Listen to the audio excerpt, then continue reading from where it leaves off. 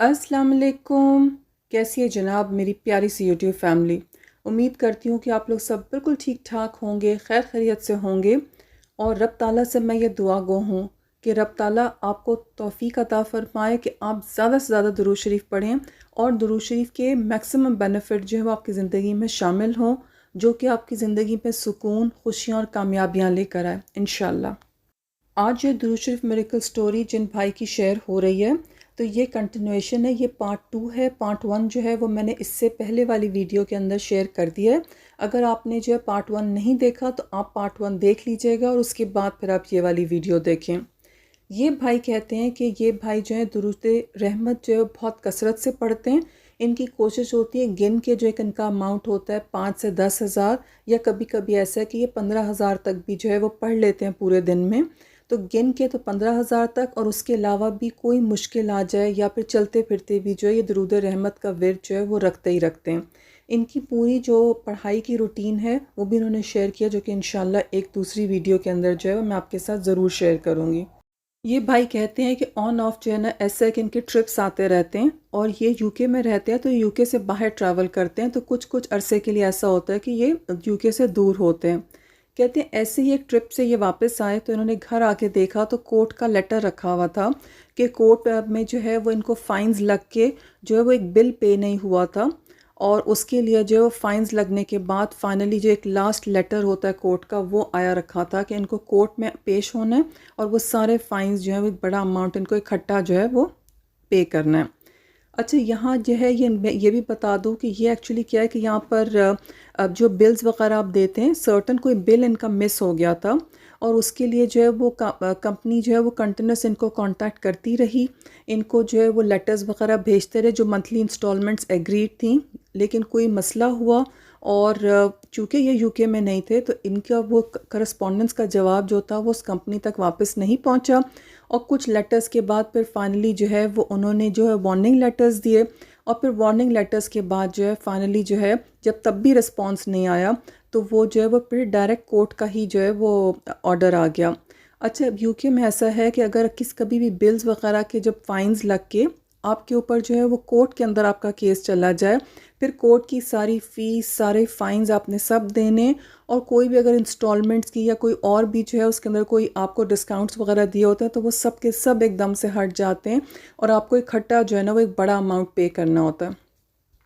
और एक और चीज़ ये है कि अगर आपको कोई भी कोर्ट या पुलिस का कोई भी केस हो तो वो क्या होता है आपके रिकॉर्ड्स में चला जाता है। इन कंट्रीज़ में जो भी चीज़ आपके रिकॉर्ड में जाती है तो ऐसा है कि कभी आप घर लेने के लिए जाएं, आप बैंक अकाउंट्स खोलना चाहें, फ़ोन लेना चाहें, घर ख़रीदना चाहें, गाड़ी ख़रीदना चाहें, गर्ज के कोई भी काम करना चाहें ना, कोई भी लीगल डॉक्यूमेंट होगा जिसके अंदर आपके क्रेडिट चेक्स वगैरह होंगे, तो उसके अंदर जो है ना वो कोर्ट या पुलिस का जो केस होगा ना वो शो होगा। इवन आप कहीं बहुत अच्छी जॉब्स करने के लिए भी जाएंगे तो जब आपके बैकग्राउंड चेक्स होते हैं जॉब्स के लिए भी, तो उसके अंदर भी अगर आपकी हिस्ट्री के अंदर ये निकला है कि कोई कोर्ट केस था या कोई पुलिस का कोई फ़ाइन या इस तरह की चीज़ थी, तो उससे एक बहुत ही बुरा इंप्रेशन होता है। और आपकी जो हिस्ट्री अगर ख़राब होती है तो आपको बहुत मुश्किल पेश आती है घर ख़रीदने में, क्रेडिट कार्ड्स लेने में, इवन जॉब्स के अंदर भी आपके लिए प्रॉब्लम्स हो सकते हैं। तो आपकी हिस्ट्री जो है वो ख़राब नहीं होनी चाहिए।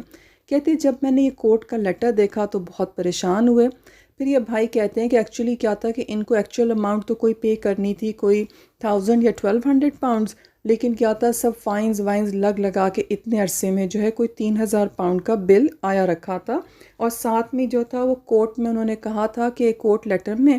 कि आपने जो है अब ये सब कुछ आप एक सर्टन डेट पे कोर्ट में जो है वो पेश होंगे और आपको यकमुश्त ये सब कुछ जो है पे करना है। कहते हैं मैंने कोर्ट वालों को जो है वो लेटर लिखा और पूरा जो भी मेरे पास ट्रैवल डॉक्यूमेंट्स वगैरह के जो भी प्रूफ्स वगैरह थे वो सब मैंने साथ में उनको सेंड किए कि भाई ये जो है ना, मैं चूँकि बाहर था इसलिए सारी करस्पॉन्डेंस जो है आपकी तरफ से हुई मैं मिस कर गया हूँ, तो अगर आप ऐसा है कि इसको जो है ना वो कंसिडर करें और इसको जो है ना फिर से आप देखेंगे किस तरह से जो ये सेटल हो सकता है, और मुझे प्रॉब्लम नहीं है, हम फिर से दोबारा जो है ना एक डिस्कशन में जा सकते हैं। कहते हैं कि करस्पॉन्डेंस कर ली, कोर्ट को लेटर लिख दिया और साथ में पता था कि सिचुएशन सीरियस है, तो कहते हैं कि ना मैं तहज्जुद में उठ के और दुआ मांगना शुरू हो गया। یہ بھائی جو ہیں ان کی ماشاءاللہ سے تہجد کی روٹین ہے، اور جب بھی ان کو کوئی پرابلم ہوتا ہے تو کہتے ہیں کہ جب تہجد کی دعا اور اس میں بہت رو کے گڑ گڑا کے دعا کرنا جو ہے نا، کہتے ہیں وہ مسٹ ہوتا ہے اپنے مقاصد کے لیے۔ کہتے ہیں سارے ڈاکیومنٹس اور لیٹرز وغیرہ سب کورٹ والوں کو بھیجنے کے بعد کہتے ہیں میں انتظار کرتا رہا کہ اب جواب آئے گا اور یہ چیز سیٹل ہو جائے گی، کہ اب میں نے کرسپونڈنس سٹارٹ کیا ہے۔ کہتے ہیں لیکن دن پہ دن گزرتے گئے لیکن کوئی رسپانس نہیں۔ اچھا، یہاں پر ایسا بھی ہے کہ بہت سی جگہوں پر جو ہے وہ آپ میل پہ ہی کانٹیکٹ کر سکتے ہیں، آپ ڈائریکٹ کسی آفس میں جا کے نہیں مل سک رہے ہوتے۔ کہتی ہیں اس سچویشن میں جو ہے، کہتے ہیں بس اور کوئی چارہ نہیں تھا، بس یہی تھا کہ سارے ڈاکیومنٹس بھیج دیے، ان کو پورے پروفس بھیج دیے کہ یو کے میں نہیں تھا، اور یہ کہ ایگری کرتا ہوں کہ سارا کچھ جو ہے وہ سیٹلمنٹ ہو جائے لیکن کورٹ میں نہ جانا پڑے۔ کہتے ہیں اب مجھے یہی تھا کہ یہ کچھ نہ کچھ اچھا اس کا راستہ نکل آئے گا۔ کہتے ہیں مجھے پوری امید تھی کہ جب میں نے یہ سارے پروفس بھیجے ہیں تو انشاءاللہ ضرور کوئی نہ کوئی اچھا راستہ نکلے گا اور مجھے کورٹ نہیں جانا پڑے گا، اور پھر جو بھی ہوگا دیکھی جائے گی، میں سیٹل کر لوں گا۔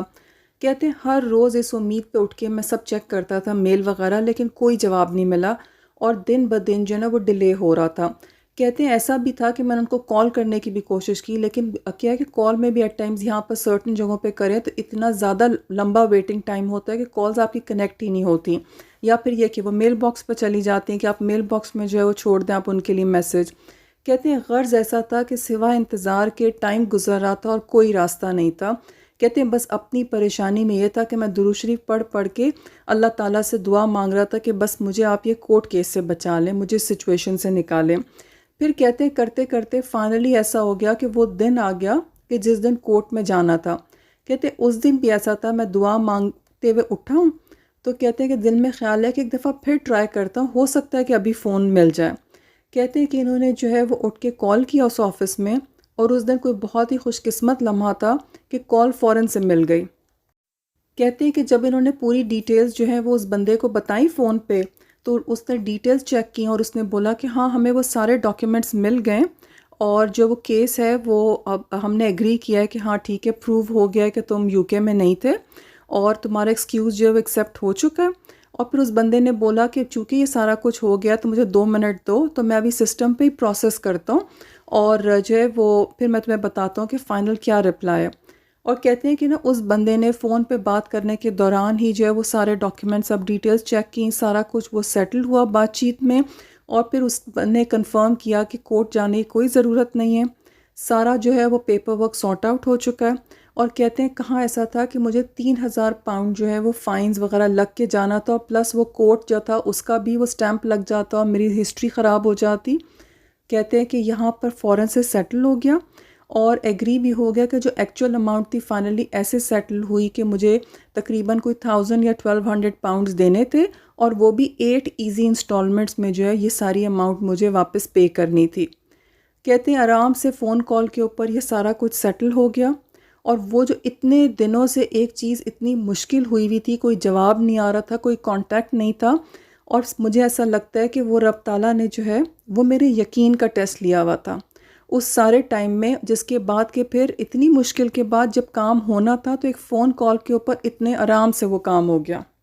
اچھا، یہاں میں ایک چیز اور کہہ دوں، ہو سکتا ہے وہ لوگ جو یو کے میں نہ رہتے ہوں یا کسی اور ملک میں رہتے ہوں اور سسٹم ڈفرینٹ ہو، یو کے میں ایسا ہے کہ سرٹن جگہوں پہ جو آپ کو کانٹیکٹ کرنا ہے تو آپ کے پاس واحد طریقہ ہے، یا تو آپ ان کو فون کریں، یا آپ ان کو ای میل بھیجیں، یا پھر آپ ان کو پوسٹل ایڈریس کے اوپر جو ہے وہ ان کو کانٹیکٹ کر سکتے ہیں۔ اور اگر ان تینوں طریقوں سے کانٹیکٹ نہیں ہو پا رہا تو پھر بس آپ کے پاس واحد جو حل ہے وہ ہے کہ آپ انتظار کریں۔